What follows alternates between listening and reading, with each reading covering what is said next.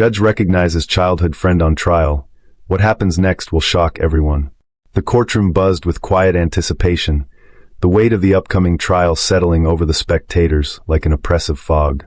Judge Michael Carter adjusted his robe, the fabric stiff against his shoulders as he flipped through the case file resting on his desk.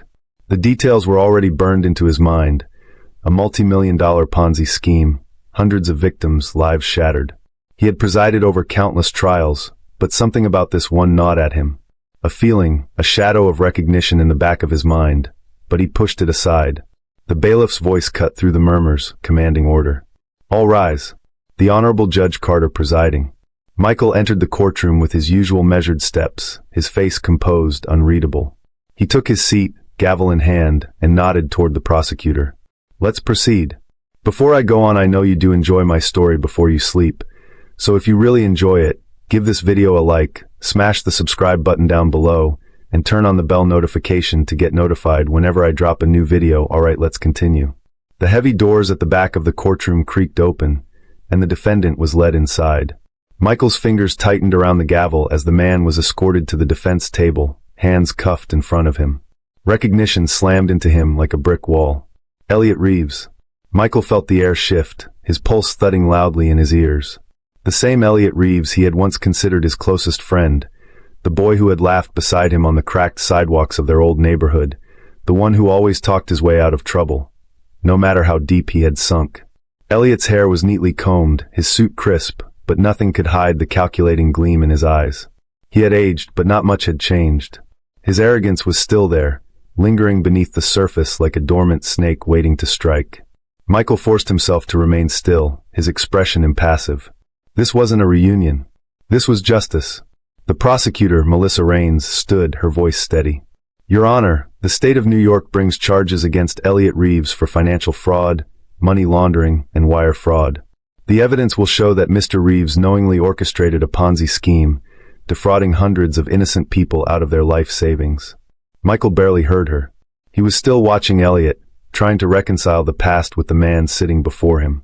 The Elliot he had once known had always been a liar, but this was another level. Elliot's lawyer, Thomas Grayson, adjusted his tie and stood. Your Honor, my client pleads not guilty to all charges. Michael could almost hear the smirk behind those words. Of course, Elliot pleaded not guilty. He always had a way of twisting reality, making himself the victim, even when he was the one holding the knife. The courtroom murmured, victims shifting uncomfortably in their seats, their faces lined with betrayal and exhaustion. Some clutched photographs of homes they had lost, retirement funds drained, dreams shattered. Their eyes flickered to Elliot, searching for remorse that wasn't there. Michael's grip on the gavel tightened. Elliot had always been dangerous, not because he was violent, but because he was charming. Because people believed in him, trusted him, right until he gutted them. The first witness was called. An older man, shoulders hunched with the weight of his losses, stepped forward. He clutched a crumpled handkerchief, voice trembling as he spoke. I lost everything, he whispered. My wife and I, we invested our entire retirement. We trusted him. Michael forced himself to remain neutral, but inside, something twisted. He had seen Elliot do this before, just on a smaller scale. The testimony continued, one after another, each story hammering in the same devastating truth. Elliot hadn't just stolen money, he had stolen futures. Michael thought back to their childhood, flashes of memories surfacing unbidden. He had been the quiet one, the one who followed the rules, while Elliot had always been the silver-tongued schemer, always looking for an angle. Flashback, 16 years ago. Michael sat on the sidewalk, heart pounding in his chest. The principal had called them both in earlier that day. Someone had stolen the fundraising money for the school trip, and all fingers pointed to them. But it hadn't been both of them. It had been Elliot. Just take the blame, Elliot had whispered, eyes gleaming with that same effortless confidence. You're the good kid. They'll go easy on you. And stupidly, Michael had believed him. He had taken the punishment, detention, a tarnished record, while Elliot had walked away clean, flashing that same smug grin. Now here they were again, but this time, Michael wasn't a naive teenager. And Elliot wasn't just stealing pocket change. As testimony continued, Elliot remained eerily calm, only showing hints of irritation when particularly damning evidence was presented. He didn't flinch, didn't sweat. It was as if he believed none of this could touch him. Michael watched carefully. Was this arrogance, or was there something else at play? The court adjourned for a brief recess. As Michael rose, he felt Elliot's gaze settle on him. A slow, knowing smirk crept across his face. And for the first time since the trial began, Elliot spoke directly to him, not out loud, but in a silent, deliberate motion. He winked. Michael's stomach turned. This wasn't a man afraid of conviction. This was a man who thought he still had the upper hand. And that meant one thing. Elliot was planning something. The moment the recess ended, the atmosphere in the courtroom thickened, the weight of anticipation settling over the spectators like a storm cloud. Michael Carter sat at the bench, his fingers steepled in front of him, his face unreadable. But inside, his mind churned. The wink Elliot had given him during the break wasn't just arrogance, it was a message. Elliot wasn't worried, not even with overwhelming evidence stacked against him. That meant only one thing. He still had an angle to play. The bailiff's voice echoed through the room. Court is now in session. Elliot sat comfortably at the defense table, adjusting his pristine cuffs, as if he were at a business meeting instead of a trial that could put him away for decades. His lawyer, Thomas Grayson, whispered something in his ear, and Elliot grinned, flashing a brief glance toward Michael. It was the same expression he had worn years ago whenever he was about to manipulate someone into doing his bidding. Michael shifted in his chair, forcing his focus back to the trial. This wasn't about him. This was about justice. The prosecution called its next witness, a woman in her mid-40s, dressed in a modest navy blue blazer. Her hands trembled slightly as she adjusted the microphone. "My name is Angela Whitmore," she said, her voice steady but laced with pain. "I was one of Mr. Reeves' clients." Melissa Raines, the prosecutor, stepped forward. "Mrs. Whitmore, can you describe how you came to know the defendant?" Angela swallowed hard. "I met him through a financial seminar he hosted in Chicago. He seemed so convincing. He talked about secure investments, about protecting families from economic downturns. He even shared a story about his own parents losing everything. He said he didn't want that to happen to anyone else." She paused, exhaling shakily. "I believed him." Michael saw Elliot's smirk falter for just a moment before he quickly composed himself. "And did you invest with Mr. Reeves?" Raines pressed. Angela nodded. "I gave him everything I had. My retirement fund. My daughter's college savings. Her voice broke for a second. I thought I was securing our future. Instead, I lost it all. When I tried to pull my money out, his office wouldn't take my calls." She turned to Elliot then, her eyes sharp despite the tears brimming. "You told me I was part of your family, Elliot. You said you'd protect us." Elliot's lawyer stood immediately. "Objection, Your Honor. The witness is making an emotional appeal." "Sustained," Michael said, though the damage was already done. Angela's pain was real. Michael could feel it in the courtroom, the way the jurors shifted uncomfortably in their seats. This wasn't just about numbers, it was about betrayal. Raines continued, showing the jury emails, bank statements, and the damning paper trail of Elliot's deceit. The evidence was overwhelming. Elliot had siphoned money into offshore accounts, leaving his victims penniless. Yet, through it all, Elliot remained composed, his expression unreadable. But Michael knew him. And beneath that calm facade, he could see it. Elliot was thinking, calculating, waiting.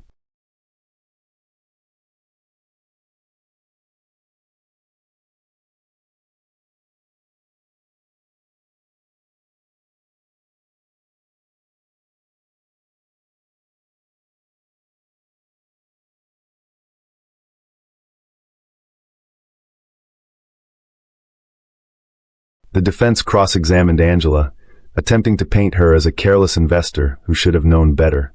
But it was clear that their strategy was weak. The jury wasn't buying it. As the day wore on, more victims testified. A single father who lost his house. A retired couple now living out of their car. A young man who had to drop out of medical school because the tuition money his family had saved was gone. The weight of it all pressed into the room, and for the first time, Elliot's smirk vanished completely. By the time court adjourned for the day, Michael felt drained. He rose from his seat, mentally preparing himself to leave, when Elliot's lawyer approached the bench. "Your Honor, my client has requested a brief meeting with you. In private." Michael's gaze snapped to Elliot, who sat with an almost lazy confidence, watching him like a predator. It was a dangerous request. Judges didn't meet privately with defendants, not without strict legal oversight. It was an obvious play, but for what? Michael considered his options. He could deny the request outright, maintain his distance, and let the trial run its course. But then he'd never know what Elliot was planning. After a tense pause, he exhaled. Fine. 5 minutes. And his lawyer stays. The bailiff escorted them to Michael's chambers, where he sat behind his desk, keeping his face unreadable. Elliot leaned back in the chair across from him, too comfortable for a man on trial. I have to say, Mike, Elliot began, voice smooth as ever, you wear the robe well. Michael didn't respond. What do you want? Elliot spread his hands. Just a friendly chat between old friends. We are not friends, Michael said, his voice cold. Elliot laughed softly. Still holding on to grudges after all these years? Michael's jaw tightened. You asked for this meeting. Say what you have to say and get out. Elliot leaned forward slightly, his expression shifting into something more serious, more calculated. All right. I'll make it simple. His gaze darkened. Call a mistrial. Michael stared at him, the sheer audacity of the request momentarily stunning him. Are you out of your mind? Elliot shrugged. Think about it. You recuse yourself, claim some bias, maybe a legal technicality. I walk, you keep your spotless record, and we both go on with our lives. Michael felt something deep in his chest, not just anger but disgust. You really think I'd throw away my integrity for you? Elliot smiled, but there was something dangerous beneath it. You always did like playing the hero. He exhaled, tapping his fingers against the desk. Listen, Mike. I know things. I have friends in high places. You push this trial forward, and you might not like what happens next. A chill ran through Michael's spine, but he kept his face impassive. Are you threatening me? Elliot chuckled. Threatening? No. Just reminding you that sometimes, people who don't listen to good advice find themselves in unfortunate situations. Michael held his gaze, his hands curling into fists beneath the desk. Elliot was the same as always, a manipulator, a con artist, a man who thought he could talk his way out of anything. But not this time. Michael stood abruptly, signaling the meeting was over. You can go. Elliot held his gaze a second longer, then sighed dramatically as he stood. Suit yourself. As he turned to leave, he added over his shoulder, just don't say I didn't warn you. Michael remained standing long after the door shut behind him. He had just made an enemy of a very dangerous man. The morning air was crisp as Judge Michael Carter pulled into the courthouse parking lot, but the cold did nothing to settle the unease sitting heavy in his chest. Elliot's words from the night before replayed in his mind like a bad song stuck on repeat. You might not like what happens next. Michael had dealt with criminals his entire career, but this was different. This wasn't some random con man or violent offender trying to weasel their way out of justice. This was Elliot, someone who had spent years perfecting the art of manipulation, bending the truth until it suited him. If Elliot was making threats, he had something to back them up. Michael took a breath and stepped out of his car, forcing himself into routine. He had a trial to oversee. He wouldn't let a snake like Elliot Reeves shake him. As he entered the courthouse, a court clerk, Lisa Monroe, approached him, a tight expression on her face. Judge Carter, you have a visitor in your chambers. He insisted on waiting for you. Michael frowned. Who? Lisa hesitated. FBI agent Samuel Briggs. That got his attention. The FBI? What were they doing here? Michael nodded and made his way to his chambers. When he entered, a tall man in a dark suit stood by the window, looking out over the city. He turned when Michael walked in, his sharp blue eyes assessing him instantly. Judge Carter, Briggs greeted, extending a hand. Michael shook it firmly. What's the FBI doing in my office, Agent Briggs? Briggs pulled out a file and placed it on Michael's desk. We have credible intel that Elliot Reeves isn't just some small-time conman running a Ponzi scheme. He has connections. Dangerous ones. Michael didn't react, but his heartbeat ticked up. Go on. Briggs flipped open the file, revealing surveillance photos, offshore bank records, and wiretap transcripts. We've been monitoring Reeves for over a year. He's tied to an international money laundering network. Some of the money he stole didn't just vanish into private accounts. It was funneled into operations linked to organized crime. Michael exhaled slowly. This wasn't just a financial scam anymore. This was something much, much bigger. Briggs continued. The people backing him don't want him to go to prison. If he does, there's a chance he'll cut a deal and expose them. That's why we believe he'll do anything to avoid conviction. Michael leaned against his desk, processing the weight of that statement. He's already tried to intimidate me. He asked for a mistrial. Briggs didn't look surprised. And you said no. Of course I did. Briggs nodded. Then you need to be careful. If Elliot thinks you're a problem, he won't hesitate to remove you. Michael stiffened. You're saying my life is in danger? Briggs's silence was answer enough. Michael let out a slow breath. He had expected Elliot to be dangerous, but this? Organized crime? A potential hit on his life? Briggs slid a burner phone across the desk. Use this if anything unusual happens. No calls from your personal number, no emails. If Elliot or anyone connected to him reaches out again, let us know immediately. Michael took the phone, gripping it tightly. He wasn't afraid of Elliot Reeves, but he wasn't reckless either. Briggs adjusted his tie. We'll be monitoring the trial. If Reeves makes a move, we'll be ready. Michael nodded. Good. Briggs turned to leave but paused at the door. One last thing, Judge Carter. Don't underestimate him. Men like Elliot, they don't play fair. With that, the FBI agent was gone, leaving Michael alone in his chambers. He stared at the burner phone for a long moment before tucking it into his robe's pocket. This trial was more than just justice now. It was a war. The courtroom was packed when Michael took his seat. The energy in the air had changed, more tension, more whispers.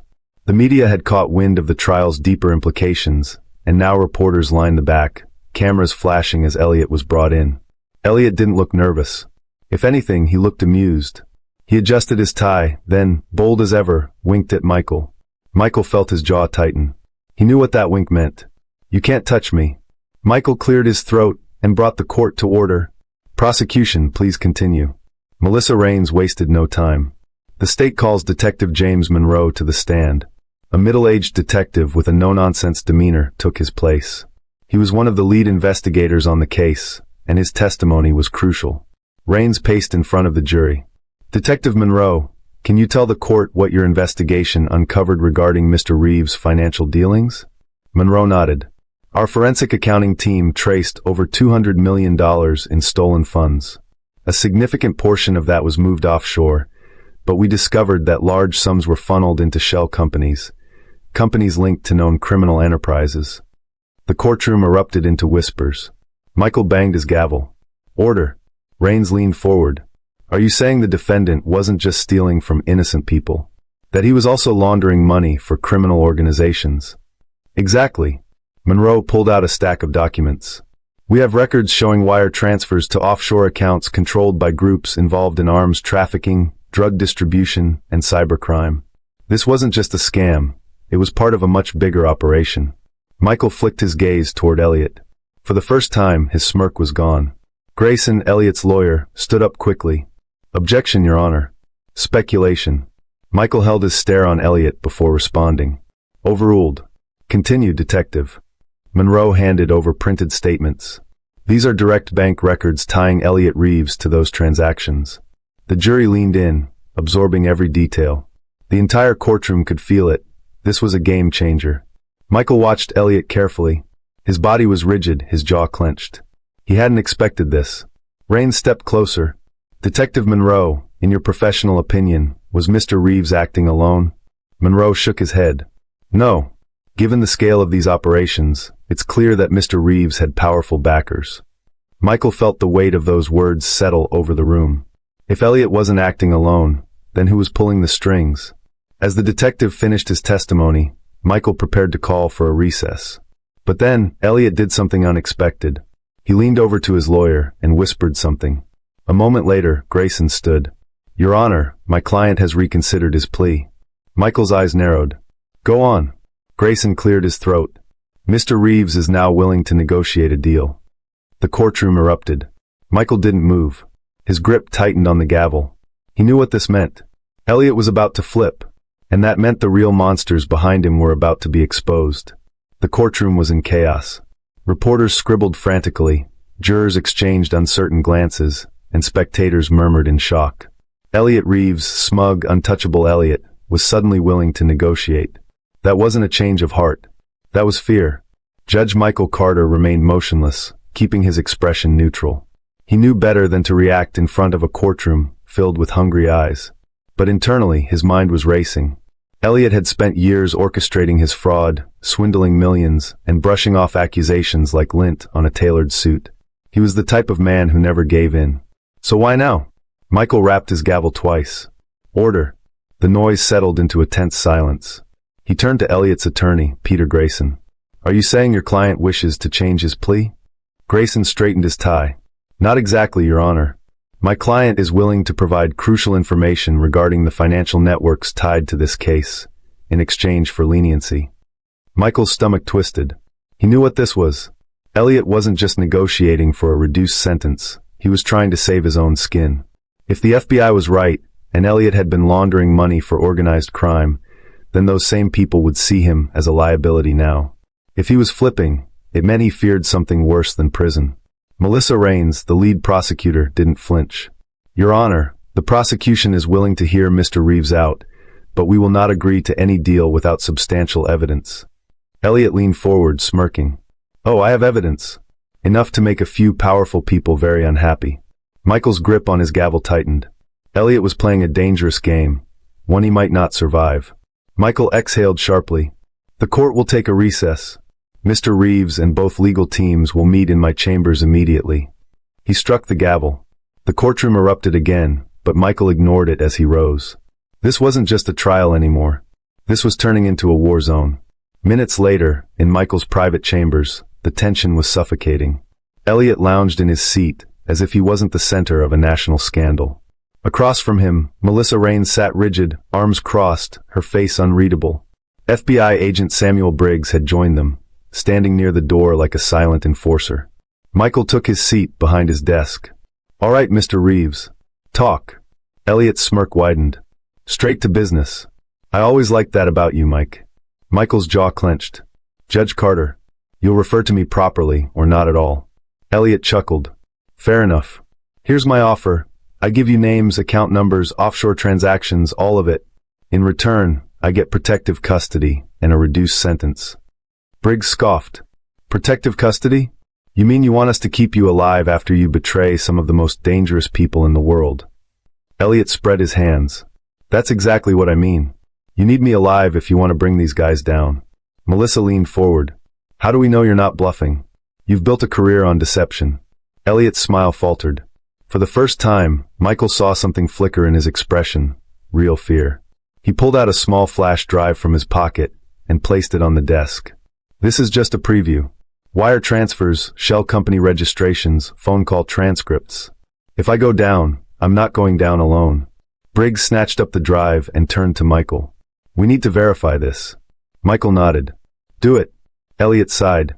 Listen, Judge.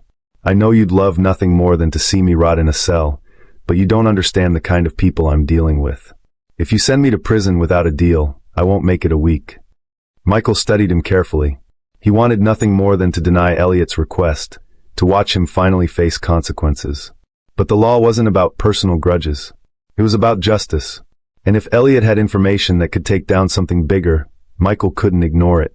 He turned to Melissa and Briggs. Verify the data. If it checks out, we'll discuss terms. Elliot exhaled in relief, but Michael wasn't done. He leveled him with a hard stare. If this is another one of your games, Reeves, I'll personally see to it that you serve the maximum possible sentence. Elliot raised his hands. No games, Judge. Just survival. Michael didn't respond. This trial had just taken a deadly turn. Hours later, after the FBI had combed through the flash drive, Briggs returned with a grim expression. It's real. Everything checks out. Melissa swore under her breath. Damn it. He's not bluffing. Michael steepled his fingers. Who's he naming? Briggs hesitated, then slid a document across the desk. Michael's blood ran cold as he scanned the names. Politicians, CEOs, law enforcement officials, people who shouldn't just be involved. They should be the ones stopping this kind of crime. Elliot hadn't just been running a financial scam. He had been part of an entire corrupt system. Melissa exhaled sharply. This is bigger than we thought. Briggs nodded. If we take Reeves' deal, we could expose an entire network. But we'll need to move fast. If word gets out that he's cooperating, he won't live to see the verdict. Michael leaned back in his chair. This was it. The moment that would define this case. He turned to Melissa. Do we take the deal? She hesitated, then nodded. Yes. As much as I hate to say it, Elliot Reeves just became our key witness. Michael exhaled. He had spent his entire career fighting corruption, believing in justice. Now, he had a chance to tear down an empire of crime. But there was a cost. Elliot Reeves wouldn't just walk away from this trial. He'd be a marked man for life. And if these people were as powerful as Briggs suggested, then Michael himself had just made a dangerous set of enemies. He looked back at Briggs. Make the necessary arrangements. We take the deal. Briggs nodded and left the room. Elliot grinned. See, Judge? We're finally on the same side. Michael didn't return the smile. Because he knew the truth. In this game, there were no sides, only survivors. The deal was made, but the danger had only just begun. Elliot Reeves was no longer just a defendant in a high-profile trial. He was a walking target. His decision to cooperate meant he had just signed his own death warrant, and Michael knew it. Inside the courthouse, the atmosphere had shifted. The air felt heavier, the shadows deeper. Even the guards stationed outside the courtroom stood more rigid, their eyes darting toward every unfamiliar face. The tension wasn't just paranoia, it was real. The FBI had wasted no time. Within hours of confirming Elliot's evidence, they had him moved to an undisclosed location under heavy protection. Melissa Raines, despite her disdain for Elliot, had personally ensured that his testimony was locked in. The information he provided wasn't just incriminating, it was explosive. Sitting in his chambers, Michael Carter leaned back in his chair and exhaled slowly. He knew this case was going to be big, but this was a firestorm. The list of names Elliot provided was a who's who of American power players, judges, senators, high-ranking corporate executives, even law enforcement officials. Some of them were people Michael knew. Some of them were people he had trusted. His stomach twisted at the thought. Justice wasn't just blind, it had been bought and sold, its scales tilted by the highest bidder. A knock at the door snapped him from his thoughts. Come in, he called. Melissa entered, her usual confidence tempered with something else, concern. We have a problem, she said, closing the door behind her. Michael raised an eyebrow. Only one. She didn't smile. Instead, she tossed a manila folder onto his desk. He opened it, his eyes scanning the contents, photographs, surveillance footage, and a series of anonymous threats. Michael's expression darkened. Where did these come from? Melissa crossed her arms. FBI surveillance picked up chatter. Someone's already put a price on Elliot's head. Michael clenched his jaw. How much? She hesitated. 2 million. Dead or alive. He felt a slow burn in his chest. That wasn't just an execution order. It was a declaration of war. Michael shut the folder. Do we know who issued it? Melissa shook her head. Not yet. But if Elliot testifies, they all go down. This won't stop at him. Michael met her gaze, and they both knew the truth. This wasn't just about Elliot anymore. Anyone involved in this case was now a target. That night, Michael sat alone in his home office, the soft glow of his desk lamp casting long shadows against the walls. The folder Melissa had given him sat unopened at the corner of his desk. He had spent his life fighting for justice, believing in the law. But this case had exposed something darker. Justice wasn't just a system, it was a battlefield. His phone buzzed. A private number. His pulse quickened as he hesitated, then answered. A deep, measured voice spoke on the other end. Judge Carter. We need to talk. Michael stiffened. Who is this? The voice remained calm. A concerned party. We know you're protecting Elliot Reeves. That's a mistake. Michael's fingers tightened around the phone. Threatening a federal judge is a serious crime. A chuckle. Threat? No, Judge. Just a friendly warning. Elliot Reeves is a snake. And snakes get their heads cut off. Walk away and you stay clean. Stay in, and you drown with him. The line went dead. Michael slowly lowered the phone, his heartbeat pounding in his ears. This was bigger than he thought. And now, it wasn't just Elliot's life on the line. It was his. The next morning, the courthouse was under lockdown. Extra security, plainclothes FBI agents, metal detectors at every entrance. They weren't taking chances. Michael entered his chambers, only to find Samuel Briggs already waiting. The FBI agent looked more serious than usual, his arms folded. We traced the call, Briggs said without preamble. Michael sat down. And? Briggs exhaled. The signal was rerouted through multiple servers, but our cyber unit cracked part of it. The call originated from inside law enforcement. Michael's blood went cold. Briggs continued. Whoever made that call, they're not just criminals. They have people on the inside. Michael leaned forward. Do you trust your team? Briggs hesitated. I trust a few. But this runs deep, Judge. We're dealing with people who have controlled the system for years. If Elliot testifies, everything changes. Michael nodded slowly. Then we make sure he does. Later that day, Elliot was transported back to the courthouse under heavy escort. The armored vehicle was flanked by multiple black SUVs, their windows tinted, their drivers armed and alert. Inside the courtroom, journalists whispered behind raised notepads. The jury had been carefully screened, their identities protected. The tension was palpable. Then the doors opened. Elliot walked in, flanked by 2 federal agents.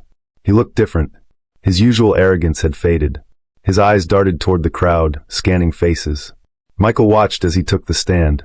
For the first time, Elliot Reeves looked afraid. Melissa stood, adjusting her papers. "Mr. Reeves, can you confirm your involvement in the financial operations listed in the evidence?" Elliot cleared his throat. "Yes. I was responsible for overseeing the laundering of funds through offshore accounts. These accounts were connected to..." Boom! The entire building shook as an explosion erupted outside. The courtroom plunged into chaos. Michael barely had time to process it before gunshots rang out in the hallway. Briggs shouted, "Down. Get down!" As security scrambled. Elliot dove for cover, his face pale. Someone had just made their move. Michael's instincts kicked in. This wasn't just a trial anymore. This was war. The courthouse was in chaos. The explosion outside had shattered windows, sending glass raining onto the marble floors. The sharp stench of smoke filled the air as alarms blared, their shrill cries swallowed by the panicked shouts of those inside. Michael hit the ground behind the judge's bench, heart pounding. This wasn't just a scare tactic. This was an execution attempt. "Stay down!" Samuel Briggs bellowed, his gun drawn as he moved toward the exit. The FBI agent's face was a mask of intensity, his every step calculated. Elliot Reeves had thrown himself to the floor, covering his head with his hands. Melissa crouched beside him, gripping his arm. "We have to move. Now." Security officers swarmed the room, weapons raised, barking orders. The doors slammed open as more agents flooded in. "Secure the judge. Get Reeves out of here." Michael barely had time to register the command before 2 armed guards pulled him up, shielding him as they hurried toward the back exit. Every instinct told him to fight, to argue, but this was bigger than pride. Someone wanted them dead. A second explosion rocked the building, this one closer. The lights flickered. Michael turned just in time to see a dark figure in the hallway, gun raised. Briggs fired first. 2 clean shots. The figure dropped. More gunfire erupted. The sound was deafening, bullets tearing through the walls. Splinters of wood and marble flew in every direction. "Move!" Briggs shouted, gripping Michael's arm as they sprinted through the corridors. The smell of burning metal filled Michael's nose as they pushed forward, past injured officers and stunned bystanders. He barely had time to process it all. The attack, the betrayal, the sheer force of whoever was behind this. Elliot stumbled, breathing heavily. His fear was raw, exposed. He had known this was coming. Outside, black SUVs screeched to a halt. More agents poured out, taking defensive positions. Helicopter blades roared overhead. Michael was shoved into a waiting vehicle. Elliot, Melissa, and Briggs followed. The doors slammed shut. "Go! Go!" An agent yelled to the driver.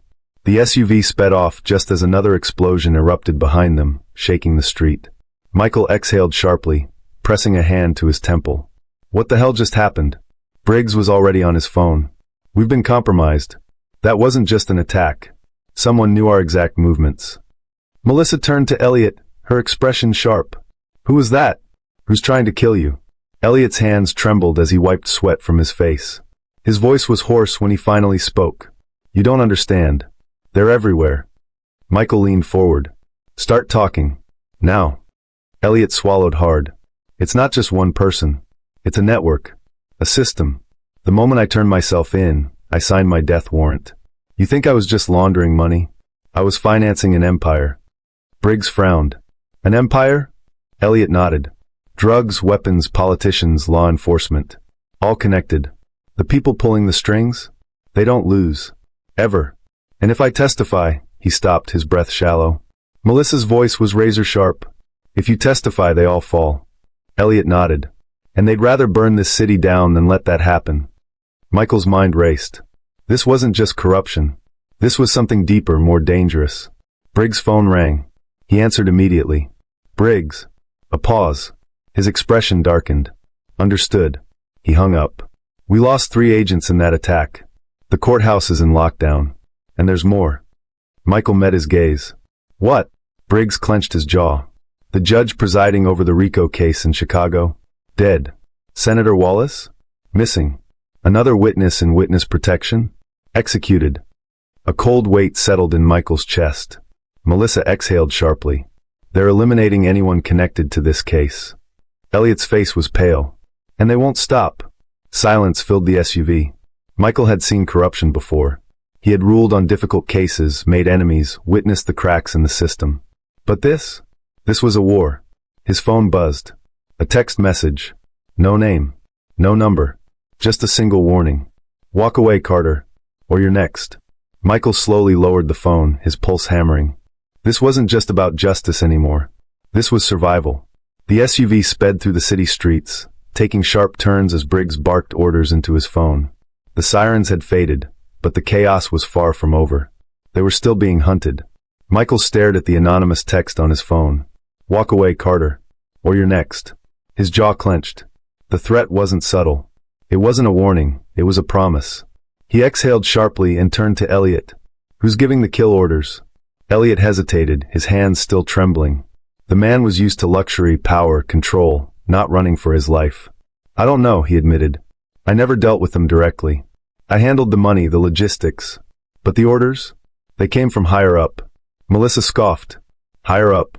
Elliot, we already know it goes high. Give us names. Elliot shook his head. It doesn't work like that. There's no single person running this. It's a network. A system. Politicians, law enforcement, corporate heads, they all play a part. He exhaled, rubbing his forehead. There's one name, though. The one everyone feared. Cain. Michael frowned. Cain? Elliot nodded. No one knows who he really is. No pictures, no records. Just a name whispered in back rooms. He's the one they answer to. If you want someone dead, they disappear. Briggs tightened his grip on the wheel. And you're saying this Cain gave the order? Elliot's voice dropped. If I had to guess? Yes. Silence filled the SUV. Michael processed the weight of Elliot's words. Cain wasn't just a criminal. He was a phantom, a ghost pulling the strings from the shadows. And now, that ghost had turned its sights on them. Briggs' phone buzzed. He checked the screen, then cursed under his breath. The safe house is compromised. Melissa's head snapped toward him. Already? Briggs nodded. The FBI intercepted a call. Someone leaked our location. If we go there, we're walking into an ambush. Michael's gut twisted. They had a mole. Then where do we go? Melissa asked. Briggs hesitated. Then, reluctantly, he said, I have a backup. A place off the grid. Michael raised an eyebrow. Where? Briggs exhaled. My cabin. Middle of nowhere. No tech. No traceable connection. Elliot scoffed. A cabin? You want to hide me in the woods? Briggs shot him a glare. You want to live? Elliot swallowed hard and didn't argue. The SUV veered onto the highway, speeding toward the outskirts of the city. As they left the bright lights behind, a sinking feeling settled in Michael's chest. They were out of time. The drive stretched on, the city lights fading in the distance. The tension in the vehicle was thick, unspoken but suffocating. Briggs finally broke the silence. If Cain's involved, we need to assume he's watching everything. Michael nodded. So how do we stop him? Briggs sighed. We don't. Not directly. Cain's untouchable. No records, no known addresses. He's a ghost. Melissa crossed her arms. Everyone makes mistakes. Even ghosts. Briggs shot her a look in the rearview mirror. That's what worries me. The SUV pulled onto a dirt road, winding through dense trees. The cabin came into view, small, isolated, barely visible through the thick foliage. Briggs killed the engine. We stay here until we figure out our next move. No cell phones, no signals. He turned to Elliot. That means no contacting anyone. Elliot raised his hands. I get it. They stepped out, the night air thick with humidity. The forest was eerily silent. No sirens, no distant city sounds, just the rustling of leaves and the chirping of crickets. Michael followed Briggs inside. The cabin was simple, wooden walls, a stone fireplace, a kitchen with outdated appliances. It wasn't much, but it was safe. For now. Briggs locked the door behind them. We rotate shifts. No one sleeps unguarded. Elliot sank onto the couch, rubbing his face. This is insane. Michael exhaled. Insane didn't even begin to cover it. Melissa checked her gun. We need a plan. Michael nodded. We need to draw Cain out. Elliot looked up, his face pale. You don't draw Cain out. You run. You hide. Michael leaned forward. That's not an option. His voice was firm. If we run, he wins. If we hide, he finds us. We take the fight to him. Briggs crossed his arms. And how do you propose we do that? Michael's eyes darkened. We set a trap. Silence. Elliot let out a shaky breath. You have no idea what you're dealing with. Michael met his gaze. Neither do they. The night stretched on, but none of them slept. The war wasn't over. It was just beginning. The air inside the cabin was thick with tension. No one had spoken in minutes, each person lost in their own thoughts. Outside, the dense forest stretched into endless darkness, offering both protection and the eerie feeling that they were being watched. Michael sat by the window, his fingers tapping rhythmically against the wooden frame. His mind raced through every detail of the case, every piece of information they had gathered. Cain wasn't just a criminal mastermind, he was a myth, an enigma. And Michael knew that to beat someone like him, they couldn't play by the rules. Briggs stood by the fireplace, loading a handgun with the careful precision of a man who had done it too many times before. Melissa cleaned her knife, her gaze flickering between Michael and Elliot, waiting for someone to break the silence. Elliot sat hunched over at the dining table, his eyes darting between the faces in the room. He looked like a man on the verge of collapse. You don't understand, he said finally, his voice barely above a whisper. You think you can set a trap? Cain doesn't walk into traps. He creates them. Michael turned to him, his expression unreadable. Then we make him think he's setting one for us. Briggs exhaled sharply. You're talking about baiting a man who's already tried to kill us multiple times. You sure you want to do that? Michael nodded. It's the only way. Melissa leaned forward, resting her elbows on the table. Okay, let's say we do this. What's the plan? Michael glanced at Elliot. Tell me about the money. If you were financing this empire, then you know where the bodies are buried. Elliot hesitated. He looked around the room, as if debating whether he should even speak. Then, reluctantly, he said, Cain doesn't keep money in one place. It's a global operation, offshore accounts, shell companies, assets hidden in plain sight. But there's one account, the one they don't want anyone touching. Briggs narrowed his eyes. Go on. Elliot licked his lips. It's a contingency fund. Billions of dollars spread across multiple accounts, but there's a single access point, a fail-safe in case of emergency. Michael leaned in. And you have access? Elliot hesitated. Not directly, but I know where the credentials are. And if I take that money, Cain will come for me personally. Melissa smirked. Sounds like the perfect bait. Elliot paled. You're not serious. If I do this, I'm dead. Michael's gaze was steady. You're dead if you don't. The room fell into silence again. The weight of the decision hung between them. Finally, Elliot sighed, rubbing his temples. There's a secure database in Miami. A data vault. That's where the access codes are. Briggs frowned. Miami? That's a long way from here. Michael stood. Then we move now. Briggs exchanged a glance with Melissa before nodding. I'll get the gear ready. Elliot groaned, running a hand through his hair. This is suicide. Michael looked at him. Only if we fail. The SUV sped down the empty highway, the dark road stretching endlessly ahead. Briggs drove in silence, his grip firm on the wheel. Melissa sat beside him, her gun resting on her lap. Michael and Elliot sat in the back, tension crackling between them. Elliot exhaled sharply. You don't get it, do you? If we do this, Cain won't just send men, he'll come himself. Michael stared out the window. That's the idea. Elliot shook his head. You're insane. Michael turned to him. No, I'm tired of running. His voice was calm, but there was steel beneath it. We end this. Elliot didn't argue further. He just looked out the window, his jaw clenched. Hours passed in tense silence. The city lights of Miami came into view, flickering in the distance. Briggs pulled off the highway, taking a secluded route toward their destination. The data vault was in a high-rise downtown, secure, heavily monitored, but not impenetrable. Briggs parked in an alley a few blocks away. We do this quiet, he said. In and out. No gunfire unless necessary. Michael nodded. Let's move. The vault was inside a corporate building, a front for something much darker. Melissa picked the lock on the side entrance, and they slipped inside. The halls were empty, but security cameras lined every corridor. Briggs disabled them one by one as they moved, his fingers flying over a small tablet. Elliot led them to an elevator. The server room is on the 10th floor. They stepped in, the air thick with tension as the doors slid shut. When they opened, 2 guards stood waiting. Michael moved first, quick, efficient. A hard strike to the throat sent the first man stumbling back. Melissa handled the second, twisting his arm behind his back and slamming him into the wall. Briggs caught the first guard as he fell, choking him unconscious before he could raise an alarm. Michael dragged the other into the stairwell. We keep moving. They reached the server room, a massive space lined with blinking lights and humming machines. Elliot rushed to a console, typing in a rapid sequence of commands. A loading bar appeared on the screen. Retrieving data.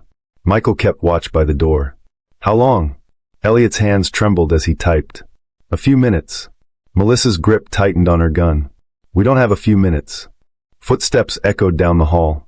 Briggs raised his weapon. We've got company. The loading bar crawled forward. Michael's pulse pounded. Hold. Just a few more seconds. Then, a voice cut through the silence. Deep. Calculated. Carter. I was hoping we'd meet in person. Michael turned slowly. A tall figure stood in the doorway. Dark suit. Cold, piercing eyes. A presence that sent a chill through the room. Elliot gasped, his face draining of color. Oh God. Michael's fingers curled into fists. He already knew. Cain had arrived. Cain stood in the doorway, his presence suffocating the room. He wasn't just a man. He was an institution, the unseen hand that had controlled everything from the beginning. His gaze was sharp, his suit pristine, and his confidence unwavering. This was a man who had never lost. Michael's muscles tensed, his mind calculating every possible outcome. They were trapped. Behind Cain, more men loomed in the hallway, armed, waiting for the command to strike. The only thing keeping them from opening fire was Cain's amusement. Carter, Cain repeated, stepping inside. His voice was smooth, almost friendly. I expected better from you. Michael didn't move. His heartbeat was steady, but his fingers twitched at his sides. You knew we were coming. Cain smirked. Of course. You thought you could steal from me? Disrupt what I've built. He glanced at Elliot, whose hands were frozen over the keyboard, the data transfer still processing. And you? Cain sked. I expected more loyalty. Elliot swallowed hard. His entire body trembled. Cain. Cain raised a hand, silencing him instantly. Let me guess, he said, turning his attention back to Michael. You thought taking the money would bring me out into the open. That I'd panic. That I'd run. He took another slow step forward. But you don't understand, Carter. I don't run. Michael met his gaze, unwavering. Neither do I. Cain chuckled. It was a dark, humorless sound. Good. That means this will be interesting. He turned slightly, looking at Briggs and Melissa. Your people are competent. I'll give you that. But you're outnumbered, outgunned. You know how this ends. Michael exhaled through his nose. Yeah, but the question is, how much are you willing to lose? Cain raised an eyebrow. Excuse me? Michael nodded toward the console. The transfer was nearly complete. You kill us, and that money's gone. Forever.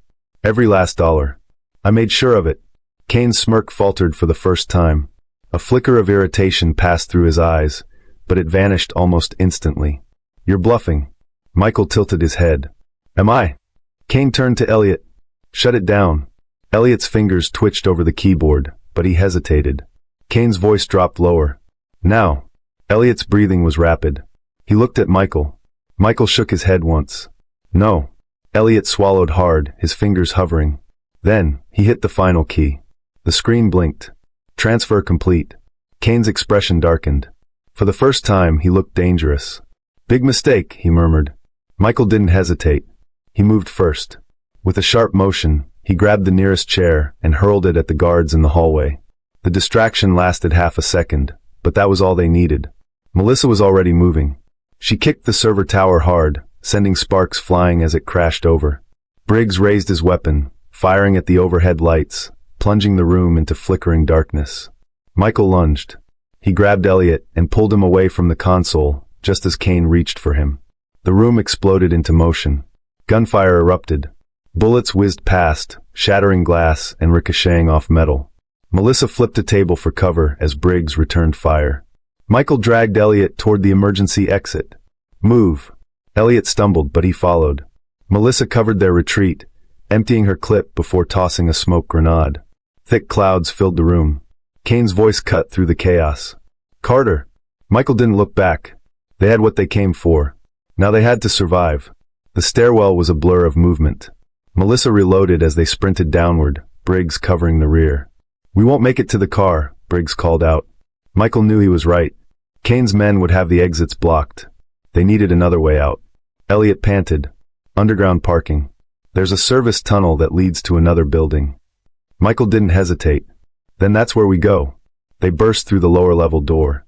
The underground garage was vast, rows of cars casting long shadows under dim lights.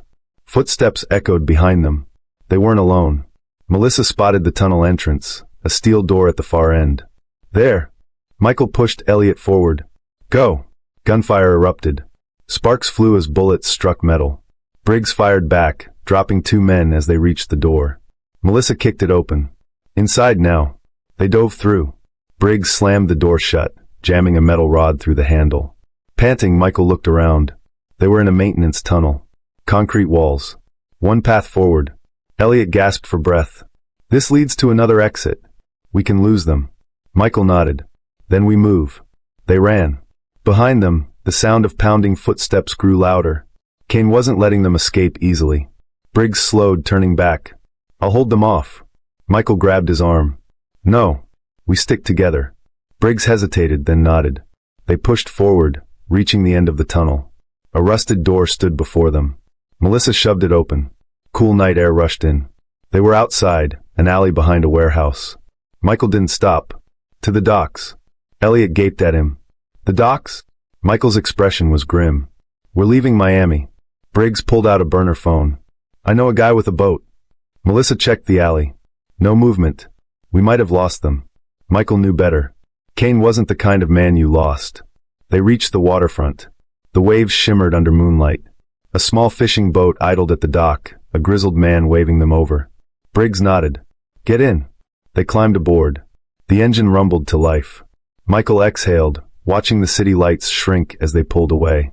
But his chest was tight. This wasn't over. Cain had seen his face. This was personal now. And Michael knew deep down, Cain would come for him. The boat cut through the waves, Miami city lights shrinking behind them. The salty breeze stung Michael's face, but he barely noticed. His mind was racing. They had won for now. But Cain wasn't the type to take a loss lightly. Melissa sat near the bow, her gun still in her hands, her eyes locked on the dark horizon. Briggs leaned against the railing, silent, his fingers tight around his phone. Elliot, still shaken, clutched his laptop bag as if it was the only thing keeping him anchored. Michael turned to the boat's captain, a wiry man with sun-weathered skin. "How long until we reach international waters?" The captain checked his instruments. "Another 40 minutes. Michael nodded. 40 minutes to figure out their next move. Elliot exhaled shakily. "We did it. The money's gone. Cain has nothing." Melissa let out a short laugh. "He still has a lot, but at least we made a dent." Briggs wasn't smiling. "A man like Cain doesn't just let things go. He'll come after us." Michael already knew that. He had seen it in Cain's eyes. This wasn't just business anymore, it was personal. Cain wanted him dead. A sharp beep from Briggs' phone made everyone tense. He checked the screen, his jaw tightening. He sent a message. Michael stepped closer. The text was short. "This isn't over. You don't win." Melissa muttered a curse. "Of course. He's not going to let us disappear." Michael's grip tightened. He had spent his entire life trying to be smarter than the criminals he put away. But Cain was different. He wasn't just a criminal, he was the system itself. Cutting off his money hurt him, but it wouldn't stop him. They needed to finish this. The captain's voice interrupted his thoughts. "We've got company." Michael turned sharply. A black speedboat was cutting through the waves, fast, heading straight for them. Briggs cursed. "That's Cain's men." Melissa was already moving, loading a fresh clip into her gun. "How the hell did they find us?" Elliot paled. "Cain has connections everywhere." Michael scanned the boat. It was faster than theirs, armed with men dressed in black. This wasn't a warning. They were here to kill. The captain yanked the throttle. "Hold on." The boat surged forward, but the speedboat kept gaining. A crack echoed across the water, a bullet. The first shot missed, but it wouldn't be the last. Melissa returned fire, hitting the hull. One of the men ducked, but the driver didn't slow. Michael moved quickly, grabbing a flare gun from the emergency kit. A single, well-placed shot could turn the tide. He took a breath, steadied his aim, and fired. The flare streaked across the night sky, landing in the speedboat's engine. It wasn't a perfect hit, but it was enough. The engine coughed, sputtered, then boom. Flames erupted. The speedboat lurched, men diving into the water. Briggs let out a sharp laugh. Nice shot! Michael exhaled, lowering the flare gun. They weren't safe yet, but they had bought themselves time. The captain pushed the boat harder. The open sea stretched before them. They were close. Elliot watched the burning wreck behind them. So what now? We keep running. Michael turned to his team. No. We end this. Melissa nodded. Cain still has power. If we don't take him down completely, he'll keep coming. Briggs exhaled. We have the money, but that's not enough. He looked at Elliot. Tell me you got something else. Something we can use. Elliot hesitated, then slowly opened his laptop. There is one thing. Michael frowned. What? Elliot hesitated, then turned the screen toward them. A series of encrypted files flickered on the screen. Cain wasn't just laundering money. He was paying off judges, cops, politicians. If we release this, it won't just be Cain going down, it'll be half the system. Melissa let out a low whistle. That's why he wanted you dead so badly. Briggs ran a hand through his hair. This is dangerous. If we leak this, we'll be hunted for the rest of our lives. Michael's jaw tightened. If we don't, he wins. Elliot's fingers hovered over the keys. Are we doing this? Michael looked at his team. They had a choice. Run forever or fight. Melissa smirked. I say we burn him to the ground. Briggs exhaled. Hell, why not? Elliot took a deep breath, then hit the final key. The files were uploaded. Within seconds, Cain's empire started crumbling. Michael stared at the screen, watching it all unfold. It was over. For the first time in a long time, he felt something unfamiliar. Relief.